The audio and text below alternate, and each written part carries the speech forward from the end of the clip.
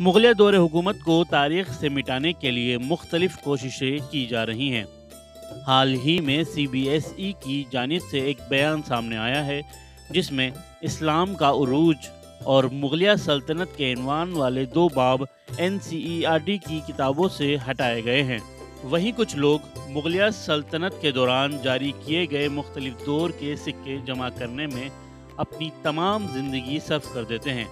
दरअसल दारुल हुकूमत दिल्ली के कॉन्स्टिट्यूशन क्लब ऑफ इंडिया में एक 3 रोज़ा नुमाइश का इनेकाद किया गया है जिसमें दौर कदीम में राइज सिक्के नुमाइश में दस्तयाब हैं।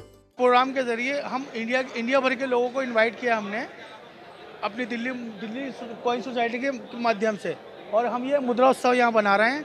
हमारा काम ये है कि हमारे 550 वॉलेंटियर हैं। हम उन वॉलेंटियर के ज़रिए पूरे इंडिया के अंदर हम अपनी धरोहर को बचाने का काम करते हैं। जैसे सिक्के हुए, नोट्स हुए, उनको कैसे संजो के रखना है, कैसे संभाल के रखना है और आने वाली आगे जो पीढ़ी है उसको स्थानांतरित करना है, ताकि इस हमारा जो धरोहर है इसको कैसे संभाल के रखा जाए। और इसी धरोहर के लिए ही हम ये मुद्रा उत्सव आयोजित कर रहे हैं। ऐसे ही एक शख्स से ETV भारत के नुमाइंदे ने बात की जिसमें उन्होंने बताया कि उनके वालिद गुज़िश्ता 45 बरस से कदीम दौर के सिक्के जमा करने का काम कर रहे हैं। अब हमारे पास मुगलिया दौर हुकूमत के दौरान मुख्तलिफ बादशाहों की जानिब से जारी किए गए सिक्के मौजूद हैं। मुगल काल का इंडिया में पहली बार हम लोगों ने कंप्लीट कलेक्शन लगाया है। करीब 29 राजा है जिन्होंने सिक्के निकाले हैं पूरे मुगल काल में। तो वो सारे राजा के फ़ोटो के साथ उनका पीरियड कितने टाइम का था और उनकी डिस्क्रिप्शन के साथ, उनके सिक्के के साथ सारे सिक्के यहाँ पे हम लोगों ने लगाए हैं।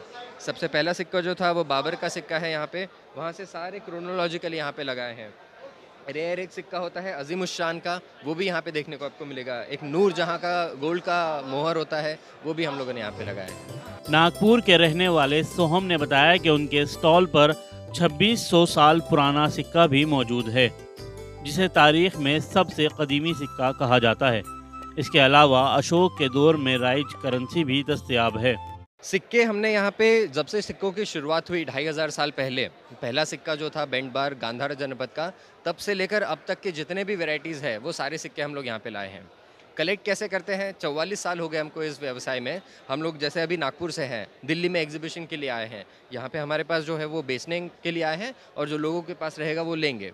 उसमें से हमारा काम का जो रहेगा सिर्फ वो लेंगे।